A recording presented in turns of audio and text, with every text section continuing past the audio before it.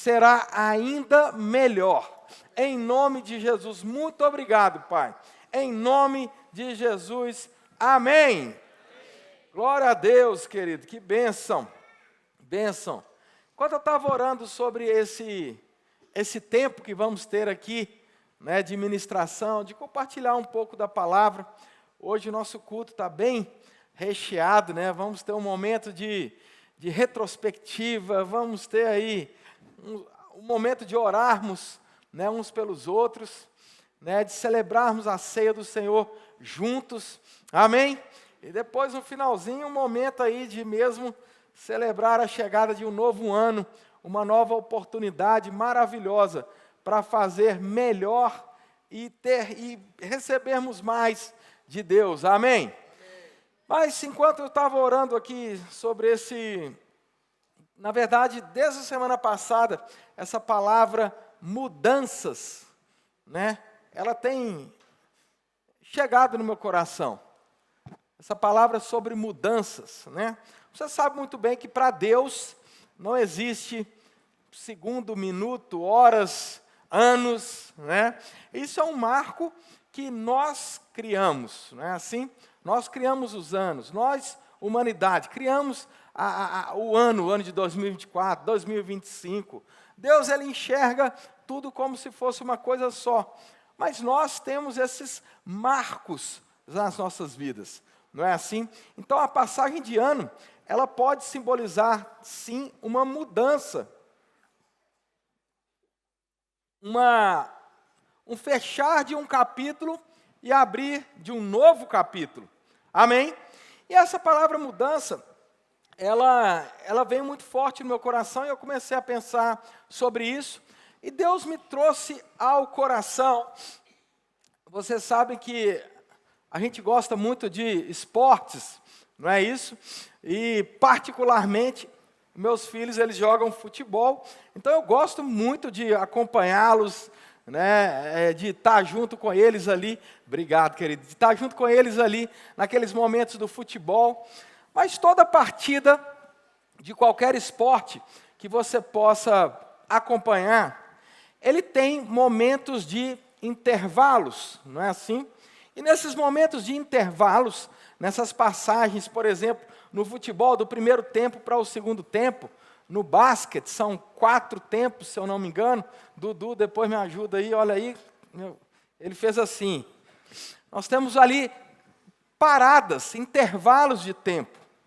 E o interessante é que nesses intervalos de tempo, geralmente, o que o mister, ou o técnico, o coach, ele vai fazer, ele vai instruir a equipa para que ela entre em um próximo tempo, logo depois daquele intervalo, ele vai instruir aquela equipa para que ela entre melhor em campo, melhor em quadra, para que ele seja mais efetivo. Se eles estão a ganhar, o mister vai, claro, incentivá-los a continuar fazendo o que estão a fazer e fazendo ainda melhor do que estavam, né? Seja para segurar o time adversário, seja para ganhar quantos pontos forem necessários.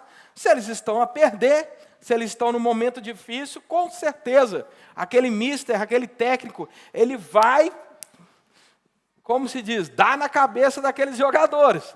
Vai dar eles uma sacudida lá e vai dizer para eles: olha, meu filho, acorda, vamos embora, está na hora de parar, olha o que vocês estão a fazer.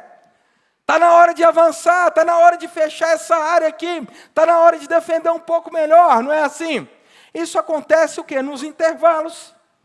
E é interessante que, em português, nós temos, cá em Portugal, a palavra balneário, não é assim? Lá no Brasil temos a palavra vestiário, mas em inglês é uma palavra muito interessante chamada changing room, que em português, traduzida ao pé da letra, seria o quarto da mudança. E é essa palavra que eu quero trazer para nós nessa noite. O changing room, esse intervalo, esse pit stop, Aproveitando o tempo que nós estamos a ter de uma transição de 2024 para 2025, que tal entrarmos neste quarto da mudança e nos expormos ao Mister maior, o nosso técnico, aquele que deseja que o nosso time ganhe sempre, aquele que tem as estratégias para derrubar qualquer adversário, aquele que sabe paralisar os ataques do inimigo, aquele que quer nos instruir a fechar qualquer buraco para que o diabo não entre nas nossas vidas e faça uma bagunça.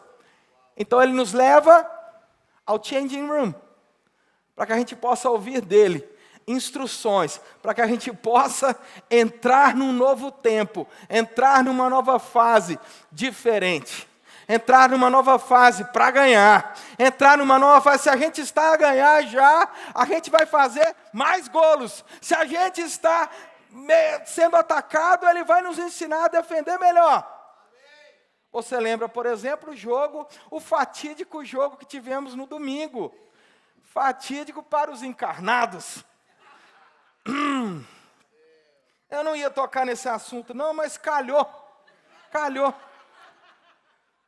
Foi muito interessante o jogo, irmãos. Não sei se você assistiu.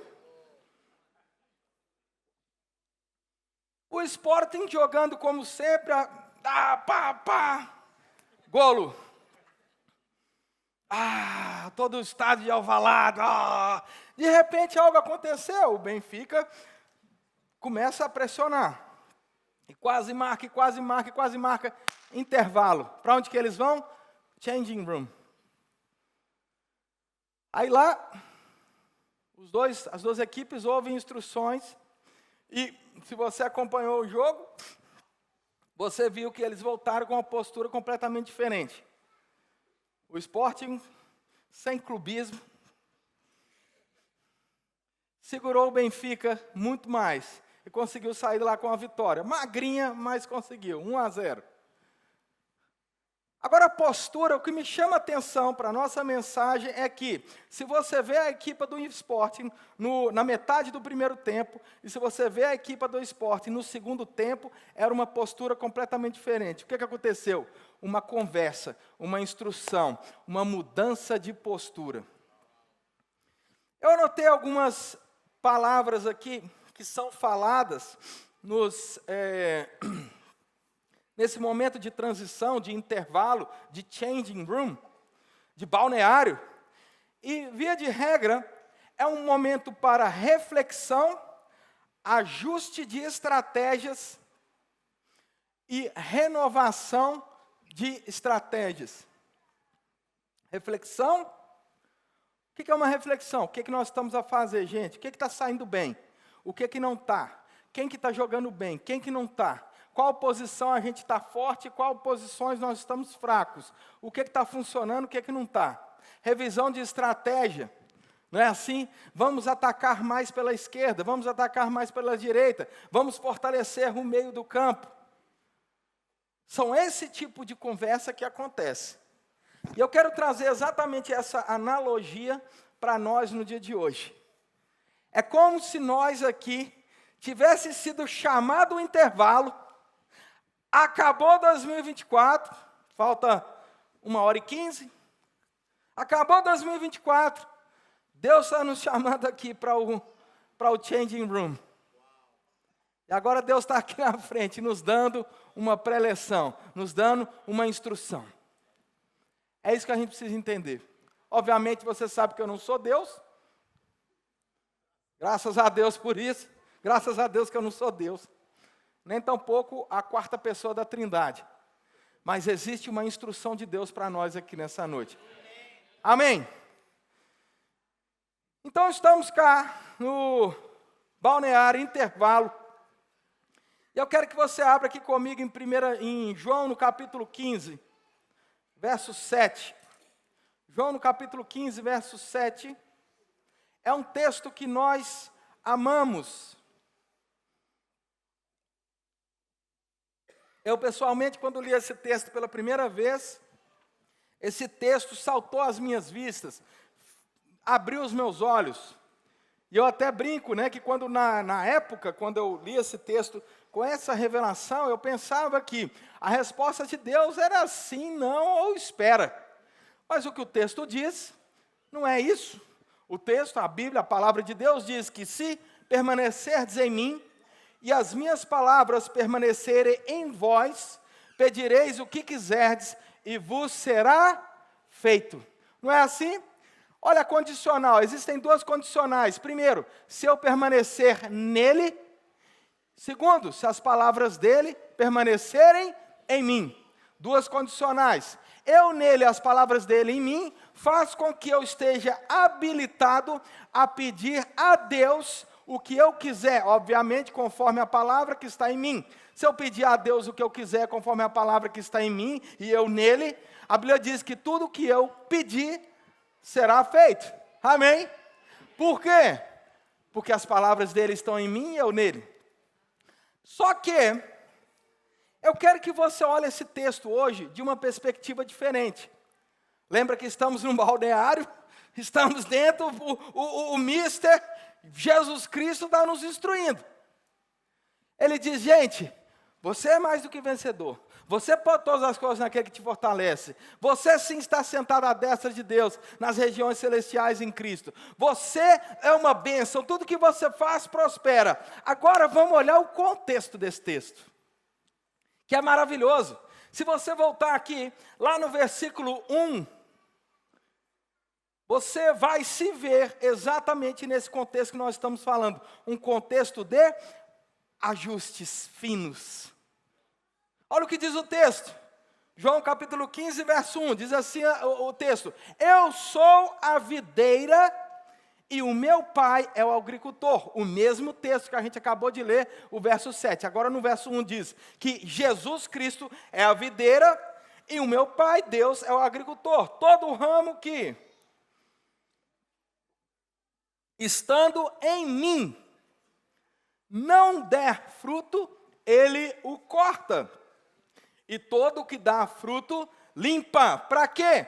Para que produza mais fruto ainda. Vós já estáis limpos pela palavra que vos tenho falado. Permanecer em mim e eu permanecerei em vós. Como não pode o ramo produzir fruto de si mesmo, se não permanecer na videira, assim nem vós o podeis dar, se não permanecerdes em mim. Olha que interessante, irmãos. Esse texto, ele fala de características de poda. Todo agricultor, se você conversar com um agricultor que cuida de videiras, ele vai te falar exatamente o que Jesus está a falar aqui. Claro, com outras palavras. Talvez ele vá usar linguajar mais agrícola. Mas, via de regra, uma videira, aquela que produz uvas, por exemplo, ela tem os galhos, ela tem um tronco principal e ela tem os ramos, certo? Você tem duas formas de podar o ramo da videira. Ou você poda ele desde o caule e arranca fora aquele ramo, ou você poda ele na parte que por último produziu um fruto. Ou seja, se o fruto nasceu aqui, eu não vou podar ele aqui, eu vou podar ele aqui, ó, aonde nasceu o fruto. Está comigo? É assim que funciona. Por que isso? Explicação agrônoma. Né? Quem lembra aí da Globo Rural? Enfim. O que acontece? A videira, quando ela produz fruto, aleluia. Quando ela produz um fruto, ela então concentra todos os esforços no aumentar da rama. Ou seja, aquele ramo ele vai crescendo, e o foco que antes era produzir fruto, agora é aumentar de tamanho. Por isso que o agricultor, e Jesus aqui está a dizer, quem produz fruto, poda para que dê mais fruto ainda. Poda no lugar certo. Qual que é o lugar certo? o último lugar que produziu fruto. Para quê? Porque agora o esforço vai ser não somente para continuar a crescer, mas para também, com esse crescimento, produzir fruto. Certo? Agora, aquele que cresceu, não produziu fruto nenhum, o certo é arrancar fora, para quê? Para que no lugar daquele antigo, sem fruto, cresça uma nova rama, e agora sim, produzindo frutos. É assim que se poda. E Jesus, ele está usando aqui exatamente essa mesma analogia para falar sobre isso. E aí ele continua, verso 5, eu sou a videira, vós os ramos. Quem permanece em mim e eu nele, nesse dá muito fruto, porque sem mim nada podeis fazer. Se alguém permanecer em mim, se alguém não permanecer em mim, será lançado fora, à semelhança do ramo que não tem fruto, e secará, e o apanham, lançam no fogo e o queimam. Agora, se permanecerem em mim, e as minhas palavras permanecerem em vós, pedireis o que quiser, e vos será feito. Agora eu lhe pergunto, aqueles que permanecem em Cristo, é aqueles que produzem fruto ou não? Produzem frutos. O que é que Jesus faz com quem produz fruto? Poda. Leva para o balneário.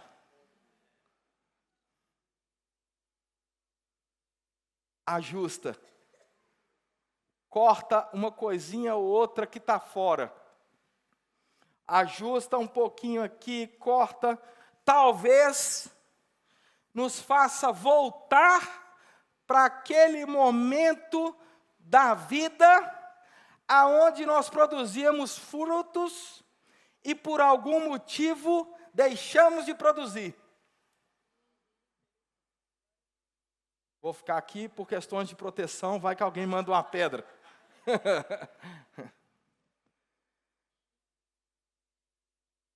Interessante isso. Pode ser que Deus hoje nos trouxe ao Changing Room para nos relembrar que há alguns meses atrás a gente produzia muito fruto e que por algum motivo nós paramos de produzir fruto. Isso pode ser por vários motivos. Frustração, decepção, carne, tem um monte de coisa, tudo junto talvez. Mas o importante aqui, irmãos, não é o que a gente poderia ter feito. O importante é o hoje, o que é que nós podemos fazer agora, com essa palavra de agora. O que podemos fazer com essa mensagem de hoje? O que podemos fazer com aquilo que Deus está nos instruindo hoje? Porque a gente pode continuar crescendo, pode parecer que está crescendo, irmãos, mas talvez o lugar que o último produziu fruto está aqui, ó. Parece que está crescendo, parece que está grande, parece que está esticando. Mas quando você vai ver, o fruto ficou lá atrás. E essa não é a vontade de Deus para as nossas vidas. Pelo contrário, a vontade de Deus para as nossas vidas é que aquele que produz fruto seja podado para que produza mais fruto ainda. Vamos ajustar algumas coisas, porque talvez você pense que, talvez você, veio de outro contexto, e talvez você pense que a poda de Jesus sabe como é que é, né, irmão? Quando Deus desce a lenha, ui, ui, ui. Hebreus no capítulo 11, vai nos mostrar o que é a poda, o que é a correção do justo. Nós não vamos entrar lá hoje, mas um outro dia a gente fala sobre isso. Mas eu vou resumir uma coisa para você, uma fala que o próprio Jesus disse. Jesus disse, aliás, o autor do livro de Hebreus diz, que a correção segundo Deus, ela produz vida. Isso é o suficiente para a gente pensar, espera aí, a poda de Deus, a correção de Deus, o ajuste de Deus, a melhoria de Deus para com a minha vida, ela nunca vai produzir morte, maldição, destruição, doença, nunca vem para me roubar, porque Jesus foi muito claro, aquele que veio para roubar, matar e destruir é outro. Jesus, a expressão exata de Deus, veio para quê? Para que eu e você tenhamos vida e vida em abundância. Então, quando a Bíblia fala sobre poda, quando a Bíblia fala sobre ajuste, quando a Bíblia fala sobre instrução, quando a Bíblia fala sobre melhorar-nos, a Bíblia está a falar aqui de um contexto onde Deus nos torna melhores, sem nos deixar sofrer dano algum. Porque a própria prosperidade, segundo a Bíblia, a riqueza que vem de Deus, ela enriquece, com ela não traz desgosto, é isso que a Bíblia diz. Nada que Deus vai fazer ao seu favor vai trazer prejuízo para a sua vida, pelo contrário, aquilo que Deus faz por nós é para nos fazer melhor, é para nos fazer ser mais eficazes, mais efetivos, amém? Então, quando estamos falando desse momento de intervalo, de instrução, já falamos sobre isso. Eu quero trazer para você 3 exemplos de momentos de paragem técnica, de intervalo, de instrução. Primeiro deles, a gente não vai ler aqui todos os textos, mas o primeiro deles,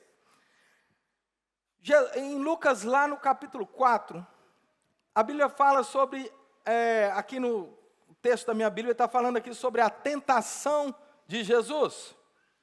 Jesus acaba de ser batizado no Rio Jordão. Jesus, então, ele agora, diz o texto aqui no versículo 1 do capítulo 4 de Lucas, que diz que Jesus, cheio do Espírito Santo, voltou do Jordão e foi guiado pelo mesmo Espírito no deserto, durante 40 dias, sendo tentado pelo diabo. Nada comeu naqueles dias, ao fim dos quais teve fome. Então, aqui o que se segue é a tentação de Jesus. Jesus, ele vai para um momento de intervalo, se podemos dizer assim. Jesus, ele é tentado. Jesus, ele é testado. O diabo, você conhece bem o texto, ele vem para Jesus, inclusive, utilizando a palavra, dando a Jesus desculpas, aonde Jesus poderia se submeter àquilo que o diabo estava dizendo, e com certeza negociar o futuro não somente dele, mas o futuro da humanidade e o propósito de Jesus.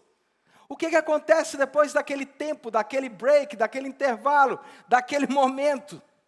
Jesus, então, lá no verso 14, Jesus, obviamente, você conhece o texto, ele vence aquela tentação, verso 13 diz assim: passadas que foram as tentações de toda sorte, apartou-se dele o diabo até o momento oportuno, verso 14. Então Jesus, no poder do Espírito, regressou para a Galileia, e a sua fama correu por toda a vizinhança. O que aconteceu? Jesus, depois da tentação, ele não sai de lá destruído, cabisbaixo, ele não sai de lá pior. Não. Aquele momento talvez de instrução, aquele momento de intervenção divina, que a Bíblia diz que foi o Espírito Santo que guiou ele para o deserto, aquele momento serviu para que Jesus saísse dali muito mais forte.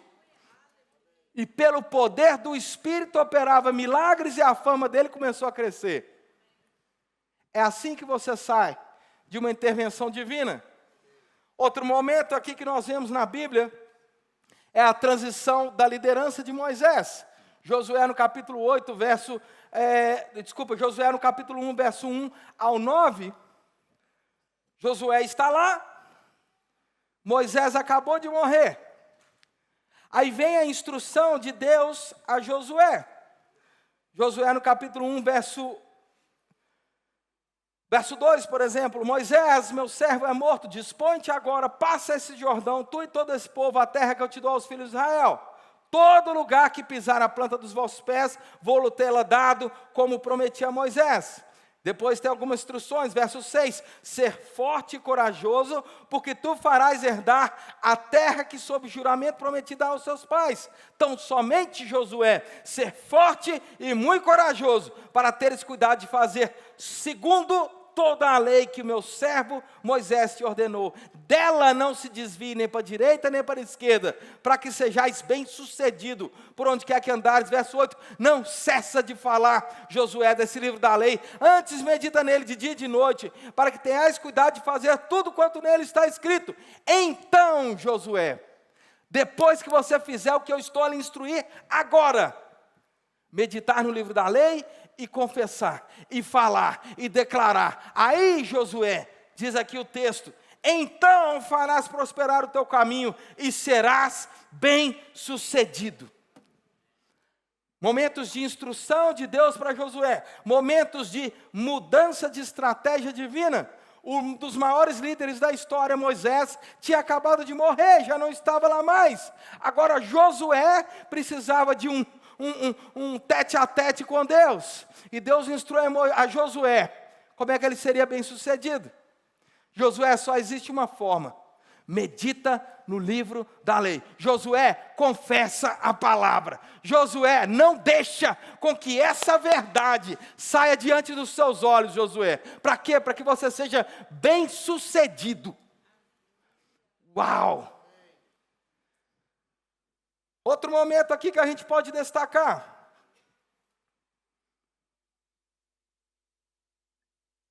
Atos no capítulo 10, verso 1.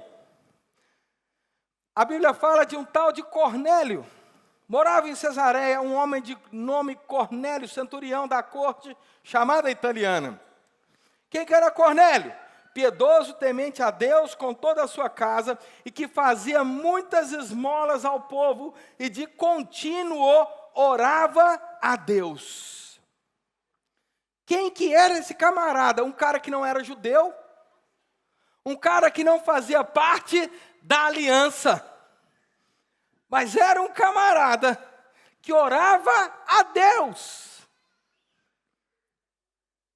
Era um cara que orava a Deus, que fazia o bem, que buscava cumprir as instruções divinas. De repente, verso 3 diz que esse homem observou claramente durante uma visão, cerca da hora 9 do dia, um anjo de Deus que lhe aproximou dele e disse: Cornélio. Esse, fixando nele os olhos e possuído de temor, perguntou: que é, Senhor? E ao anjo lhe disse: as tuas orações e as tuas esmolas subiram para a memória diante de Deus.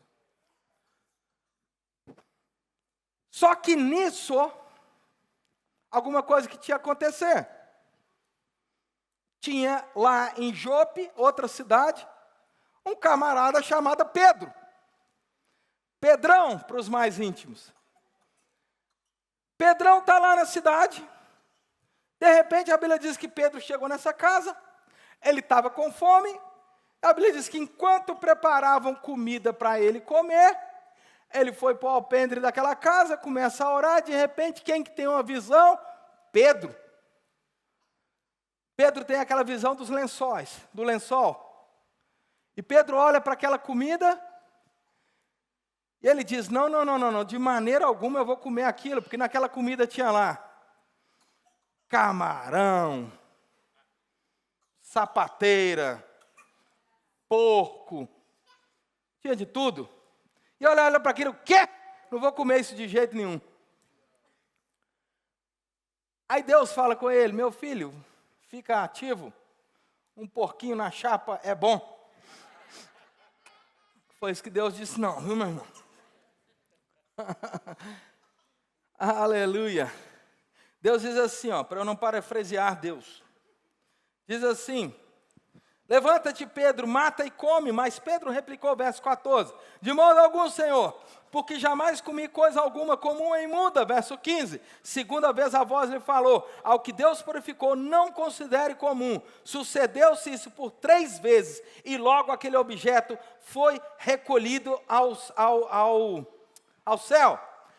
Depois dessa visão de Pedro do lençol dos animais, por que Pedro ele ficou extasiado, ele ficou confuso em relação àquela visão? Porque não fazia parte da lei comer aquele tipo de animal. Pedro, judeu, ele não era inconcebível para ele comer, por exemplo, carne de porco. Então Pedro olhou para aquilo e ele disse: meu Deus, isso aí isso aí não é de Deus. Aí o próprio Deus, numa visão, instrui a ele que algo estava prestes a mudar. Aonde que Pedro estava? Changing room. Deus está lá instruindo Pedro. Pedro, tem uma coisa que está prestes a mudar. Enquanto Pedro, o texto diz, está lá tentando entender aquela visão, tentando entender, tentando perceber o que se passava. Chega dois homens, quem que mandou eles? Cornélio. Cornélio, obediente à visão que Deus tinha acabado de dar, envia dois homens lá para Jope para buscar Pedrão. Chega os dois homens na casa do Pedro. Deus diz a Pedro: vai para lá, acompanha esses homens, porque você precisa chegar lá num lugar e pregar o evangelho. A Bíblia diz então que Pedro, obediente ao Senhor, mas sem entender aquela primeira visão, começa a seguir esses dois homens. Olha aqui, verso 21, e descendo Pedro junto dos homens, disse: aqui me tendes, sou eu quem buscais, a quem vieste? Verso 22, então disseram: o centurião Cornélio, homem reto e temente a Deus, e tendo bom testemunho de toda a nação judaica, foi instruído por um santo anjo para chamar-te à sua casa e ouvir as tuas palavras. Pedro então vai com eles até a casa de Cornélio. Aí a Bíblia diz aqui, olha, no dia imediato, verso 24, no outro dia entrou em Cesareia. Cornélio estava esperando por eles, tendo reunido seus parentes e amigos íntimos. Aconteceu que, indo Pedro a entrar, lhe saiu ao encontro Cornélio, prostrando-se aos pés, lhe adorou. Pedro então levanta ele: ergue-te, que eu também sou homem. Falando com ele, entrou encontrando muitos reunidos ali, a quem se dirigiu, dizendo: olha, gente, você sabe que não era para eu nem estar aqui, viu? Pedro está falando com eles ali. Olha, você sabe que a gente não é para se misturar, mas Deus, o finalzinho do verso 28, mas Deus me demonstrou que a nenhum homem considerasse comum e impuro. Por isso, uma vez chamado, vim sem vacilar. Portanto, pois, por que razão mandasse me chamar? Aí Cornélio conta para Pedro a visão. Então ele disse: olha, Cornélio, a tua oração foi ouvida e as tuas esmolas lembradas na presença de Deus. E aí Cornélio começa a contar para Pedro a visão. Verso 34. Então falou Pedro dizendo: reconheço por verdade que Deus não faz acepção de pessoas. Pelo contrário, em qualquer nação, aquele que o teme e faz o que é justo, lhe é aceitável. Esta palavra que Deus enviou aos filhos de Israel, anunciando o evangelho da paz por meio do Senhor Jesus Cristo, este é o Senhor de todos. Você sabia que o evangelho chegar a mim e você tem influência direta a respeito desse episódio de Cornélio? Momentos de mudança na história. Jesus é conduzido pelo Espírito Santo ao deserto, foi tentado e algo mudou. O ministério público de Jesus, milagres, poder, influência de Jesus aumentou na terra como nunca. Depois, outro caso que nós vimos, Josué é chamado por Deus para um momento como esse, para que ele passe a influenciar um povo e leve aquele povo a chegar no destino que Moisés não conseguiu levá-los. E agora vem Cornélio, aquele que tem uma visão, manda chamar Pedro, Pedro vai, e através dessa interferência divina, desse intervalo de tempo, desse changing room, lá está a percepção de que Deus era somente para os judeus, é completamente mudada. Um novo tempo na história. Esse Deus que a gente pensava que era só para os judeus, na verdade, é para todo aquele que teme ao Senhor. Você percebe então, que mudanças na história, que nós podemos chamar de podas, elas têm tudo a ver com um novo tempo. Elas têm tudo a ver com uma nova fase de Deus para as nossas vidas. Pode ser, irmãos, que você esteja passando por momentos na sua vida desafiadores. Pode ser que você esteja passando por algumas questões pessoais no ano de 2024, nesse finalzinho de 2024, a coisa deu uma apertada. Deixa eu te falar uma coisa, querido.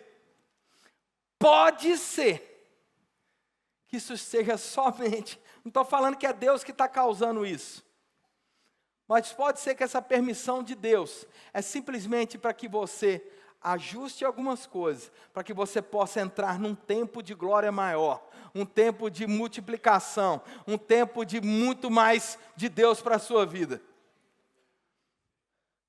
Não é que Deus quer que a gente sofra. Não. Mas existem coisas em nós, mesmo que a gente esteja dando frutos poderosos, existem coisas em cada um de nós que precisa ser ajustada, precisa ser podado. Porque a Bíblia diz que até aquele que dá fruto tem que ser podado para que produza mais frutos ainda. Agora, nesse momento de intervalo, nesse momento de changing room,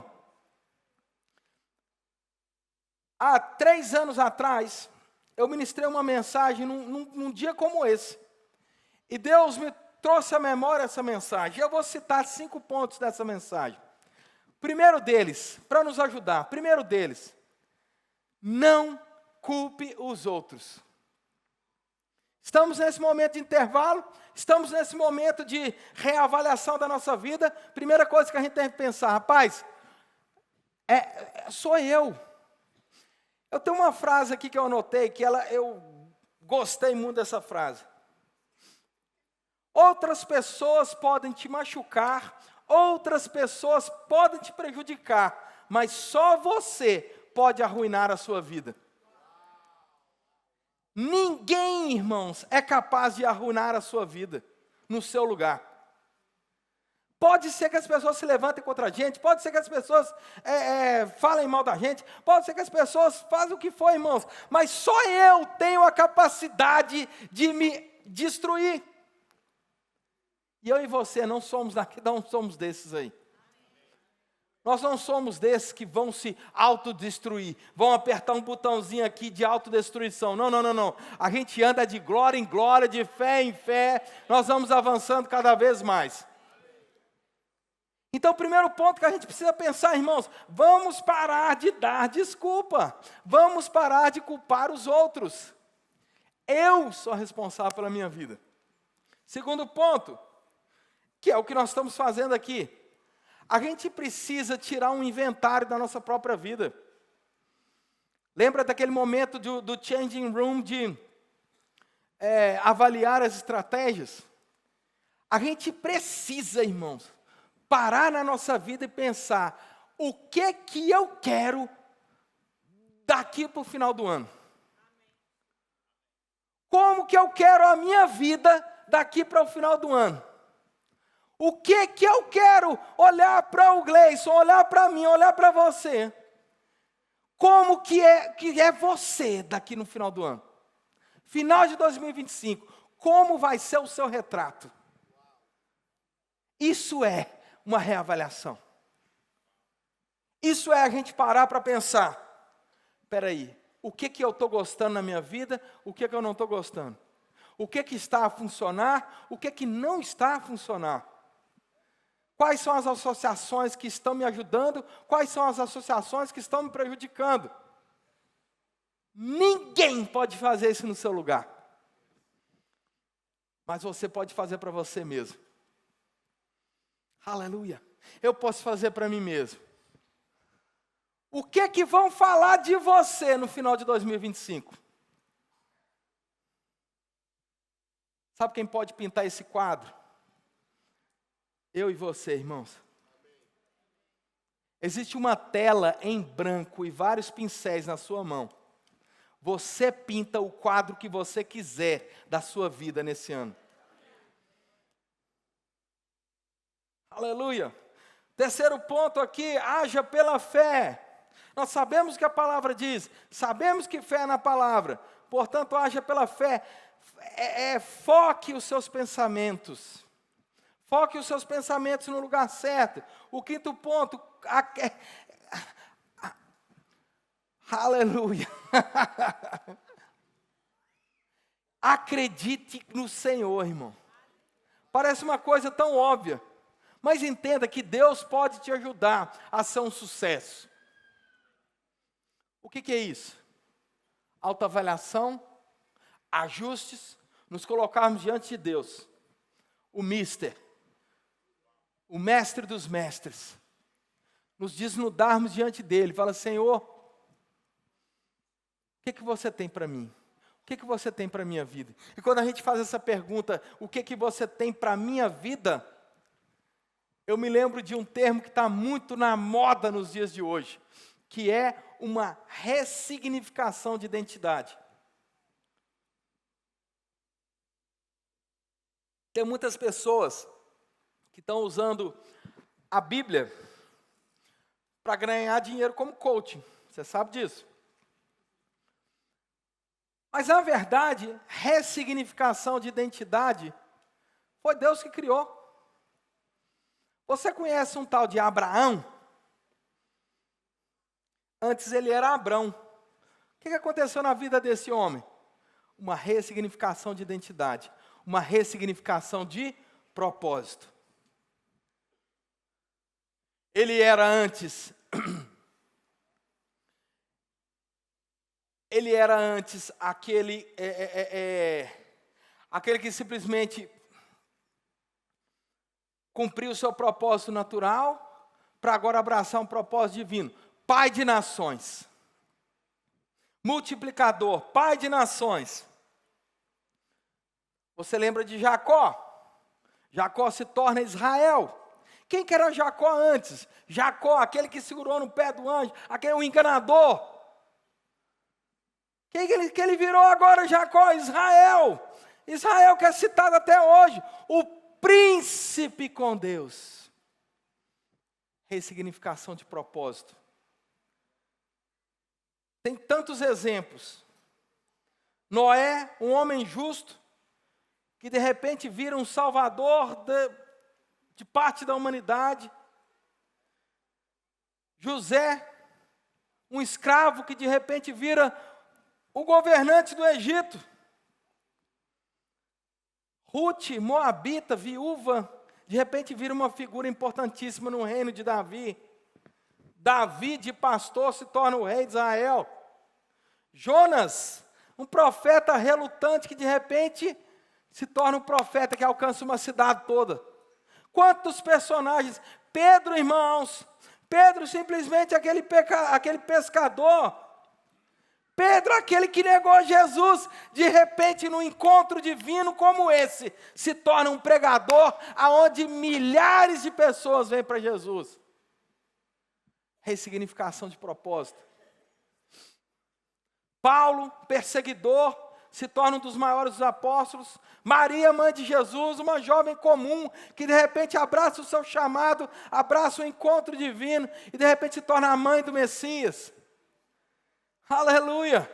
Zaqueu, irmão, Zaqueu, pelo amor de Deus, um corrupto.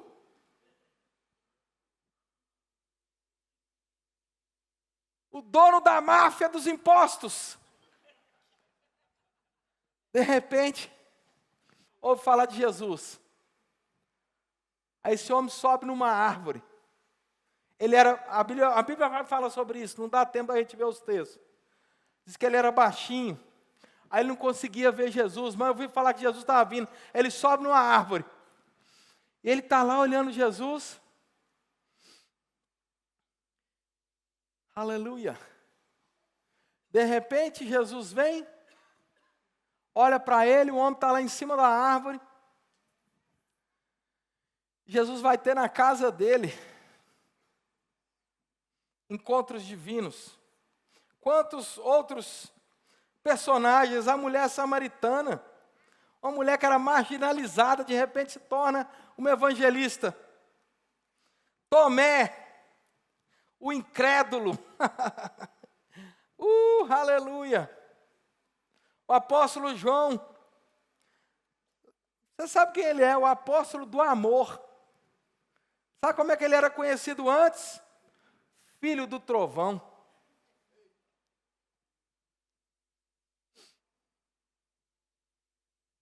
O ladrão na cruz, no finalzinho da sua vida, resolve ressignificar a sua identidade por causa de um encontro com o Senhor. E de ladrão se torna aquele que estava a caminho dos céus. Esses momentos de encontros divinos, esses momentos de reavaliações, esses momentos de pit stop, aonde a gente para e com honestidade, irmãos, a gente abre as nossas vidas ao Senhor. Eu não estou falando de condenação. Não estou falando de condenação não, irmão. Porque nós vamos para o céu. A não ser que alguém tenha negado Jesus aqui, aí não tem jeito. Mas Jesus não está apontando o dedo na nossa cara e condenando a nossa vida, não, pelo contrário. Ele se tornou aquele que chamou para si toda condenação. O preço do pecado foi pago em Cristo. A questão não é apontar o dedo na nossa cara e falar... Não. A questão é, quem vai ser você no final do ano que vem? O que as pessoas vão falar de você no final do ano que vem? Qual vai ser o seu testemunho no final do ano? É isso. Eu notei uma frase aqui, eu já queria pedir aos diáconos, se pudessem, por favor, se posicionar. Nós vamos celebrar a ceia do Senhor juntos. Mas eu quero terminar aqui com essa frase. Não é sobre quem nós somos ou nossas habilidades, é sobre quem Ele é e sobre quem deixamos Ele ser em nós. Quem vamos deixar Ele ser em nós? Aleluia. O intervalo está acabando. O mister reuniu todo mundo. E está dizendo, gente, daqui a pouco a gente vai entrar em campo. De novo, para mais um tempo. Para mais um ano. 2025. Mas vocês não vão, a gente não vai voltar para lá de qualquer jeito. A gente vai voltar lá preparado. A gente vai voltar para lá instruído. A gente vai voltar para lá pronto para fazer a vontade de Deus. Amém, queridos? Aleluia. Nós vamos celebrar juntos agora a ceia do Senhor. A última ceia desse ano. A ceia do changing room. A ceia do intervalo. A ceia do balneário. Juntos vamos celebrar a ceia do Senhor. Mas eu quero que a gente faça um compromisso com o Senhor. Onde enquanto nós celebramos essa ceia, nós dizemos para Ele, Pai, vai ser diferente. Se foi bom, vai ser melhor. Se não foi tão bom, eu vou mudar. Coisas vão mudar. Para que seja conforme a vontade de Deus. Amém, queridos?